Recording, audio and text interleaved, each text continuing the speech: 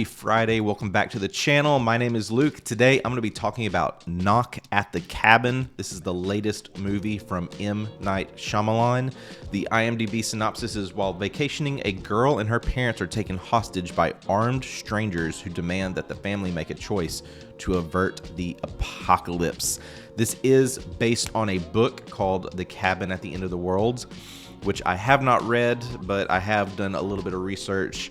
But let's get into this. So first of all, M. Night Shyamalan, if there's one thing I can say, I think film fans, especially those who have seen the bulk of his work, are collective in terms of it's either going to be a hit or a miss. And the question is, where does this fall?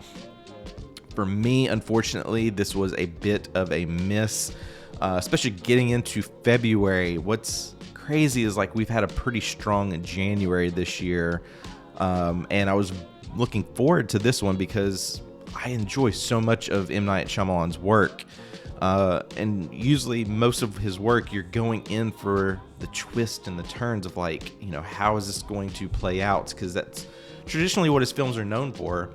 In terms of this, it's pretty cookie cutter. So let's get into the goods and the bads real quick. In terms of the goods, I thought the performances were very, very strong. We've got Dave Bautista, Jonathan Groff, Ben Aldridge, Rupert Grint, with some many others. I thought all of them had really strong performances. When it comes to understanding your characters and your roles, I think they all really took that to heart here. Because this film is pretty much more of a character study than anything else. But especially Dave's character as Leonard gets so much screen time and really carries his story through. I thought Kristen Q, I may be mispronouncing that, I apologize, as Wynn did a great job as well. There's so many shots in this that felt similar to the things like Servant. You get a lot of close-ups on faces to really focus on the emotions that they're going through, the curiosity, the fear, the uncertainty of things.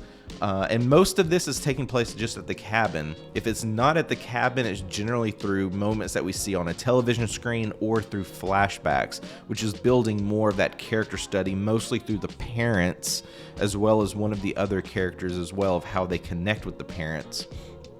But hour and 40-minute runtime, this does run pretty quickly. The performances keep you going. This is a pretty tense movie as well, and there's no, you know, kind of build up. You're diving straight into what is going on.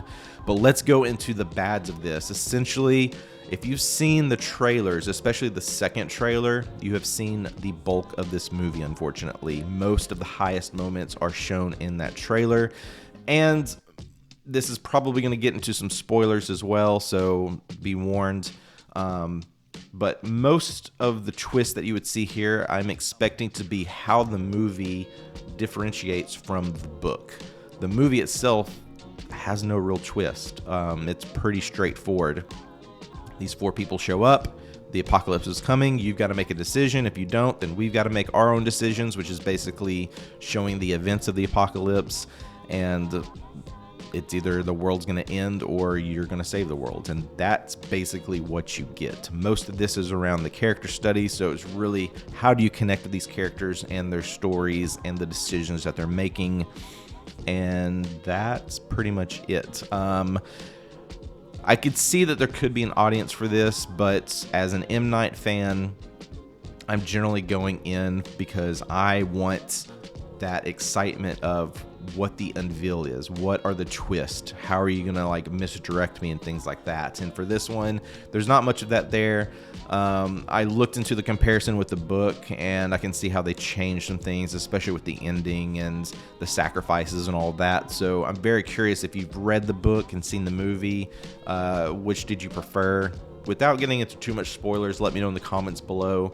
I think I'm more curious to see where this movie will fall in terms of fans of the book.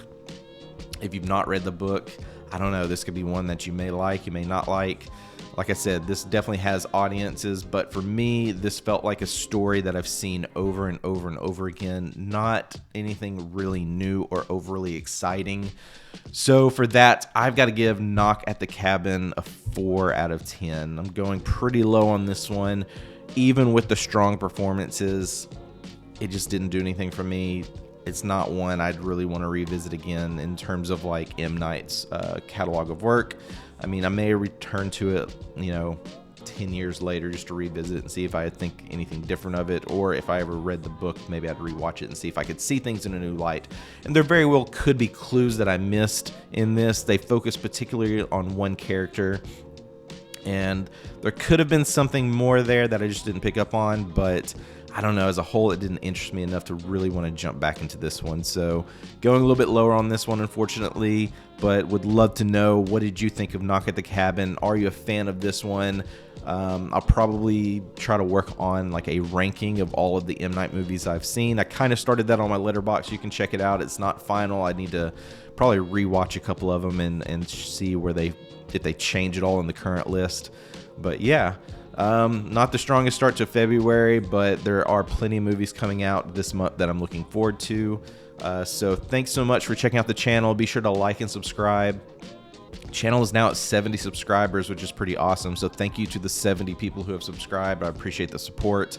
Definitely looking forward to covering some movies this year. Big month, especially this month, because we've got Cocaine Bear coming out. There's also the horror Winnie the Pooh movie coming out around Valentine's Day, and we've got Ant-Man and the Wasp: Quantumania. So those are 3 films I'm really looking forward to seeing this month, among many others. So thanks once again, and I'll be back later this month with more reviews. We'll see you then.